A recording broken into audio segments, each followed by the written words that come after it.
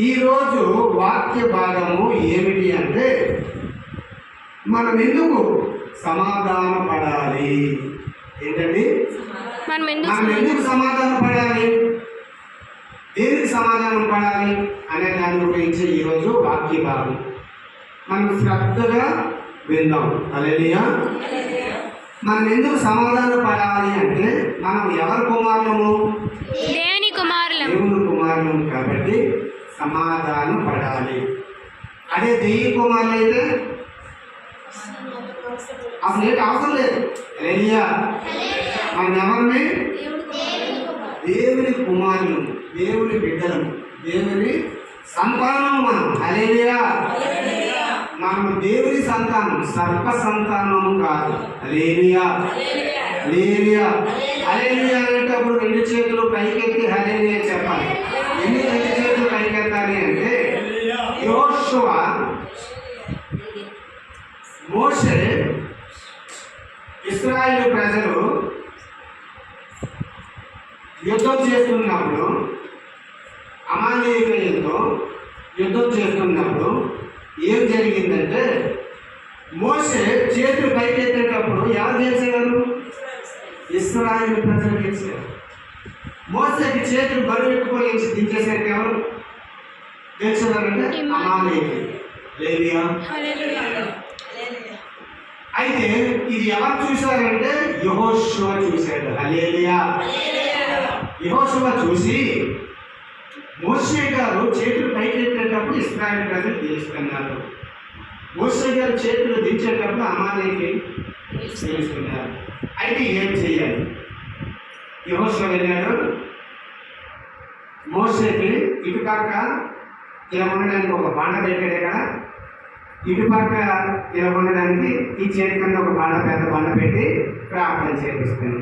దీనికి అర్థం ఏంటి అంటే, మనం హల్లెలూయా చెప్పినప్పుడు, ప్రార్థన చేసేటప్పుడు, ఆరాధన చేసేటప్పుడు రెండు చేతులు పైకెత్తి ఉంచితే ఆ ఆరాధన, ఆ ప్రార్థన, ఆ విన్నపము దేవుడు వింటాడు. హల్లెలూయా.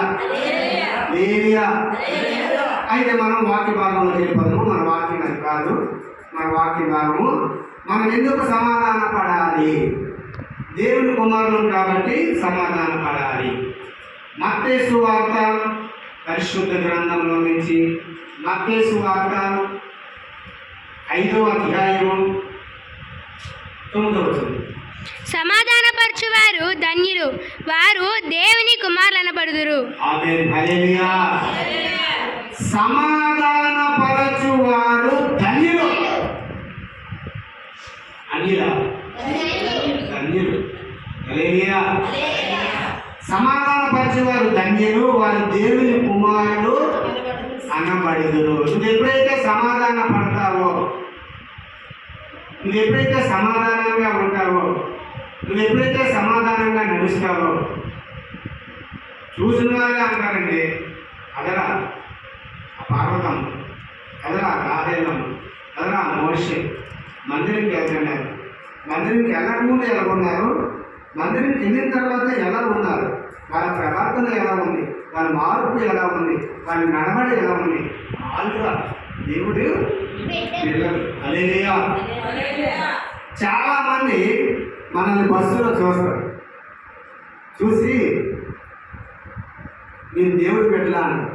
హల్లెలూయా అంటారా? అంటే అంటే వాళ్ళు దేని పెట్టారు.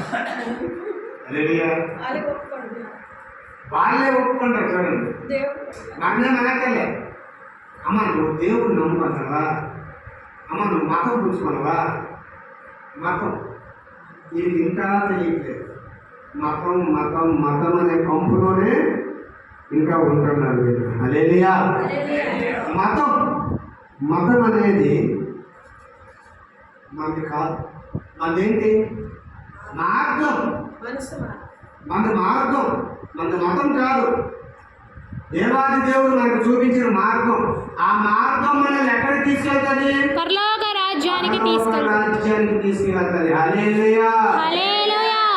ఆ మతము మనల్ని పరలోక రాజ్యానికి తీసుకెళ్తుంది. అది మతము కాదు, మార్గం. మతం అని నువ్వు అనుకుంటావో, మతం అని నువ్వు ఎప్పుడైతే అనుకుంటావో అది ఎక్కడ తీసుకెళ్తుంది? నరకానికి తీసుకెళ్తుంది. హల్లెలూయా. ఎక్కడ తీసుకెళ్తుందండి? నరకానికి. మతము, కులము, భేదము అని నువ్వు చూస్తే నిన్ను నరకానికి తీసుకుపోగలదు. నువ్వు ఎప్పుడైతే మార్గం అనుకుంటావో, నువ్వు మార్గం అని ఎప్పుడు అనుకుంటావో ఆ మార్గం నిన్ను ఎక్కడ తీసుకెళ్తుంది? పరలోక రాజ్యానికి తీసుకెళ్తుంది. హల్లెలూయా. హల్లెలూయా. అట్లా దేవుడు సమాధాన పడమంటున్నాడు. అలా సమాధాన పడిన వారు ధన్యులు. నేను మా పాస్టమ్మ ఎక్కడికైనా కూరగాయల షాపుకి కానీ కిరాణా షాపుకి కానీ అయితే శ్రీనివాసు నువ్వు దేవుడు నమ్ముకోవాలి సార్. అవునండి, నీకు పూజ చేసేవాడు కదా సార్, పూజ చేసేవాడు మా బాబు. కానీ ఇప్పుడు నిజ దేవుడు ఎవరో తెలుసుకున్నాడు, నిజ రక్షకుడు ఎవరో తెలుసుకున్నాడు, నిజ విమోచకుడు ఎవరో తెలుసుకున్నాడు. అంటే అయితే ఏమి నేను అన్ని కాదా అంటాను, అది నీకు తెలియదు. హల్లెలూయా. అది నీ మనసుకు తెలియదు. నా మనసుకు తెలిసిందంటే నేను పూజ చేసేవాడు, నేను పునస్కారాలు చేసేవాడు, 5 గంటలు వేసేవాడు, ఉపవాసం ఉండేవాడు, 1 రోజుల్లో ఎంతో వ్యయం ఖర్చు పెట్టేవాడు. కానీ నాకు సంతోషం లేదు, నాకు ఆనందం లేదు. డబ్బు సంపాదించాను, బంగారం సంపాదించాను, ఇల్లు సంపాదించాను, పొలాలు సంపాదించాను, ఆనందం లేదు. ఎప్పుడు నరకం నరకం నరకం నరకమే. ఏదో ఒక వ్యాధి, ఏదో ఒక బాధ, ఏదో ఒక దరిద్రం.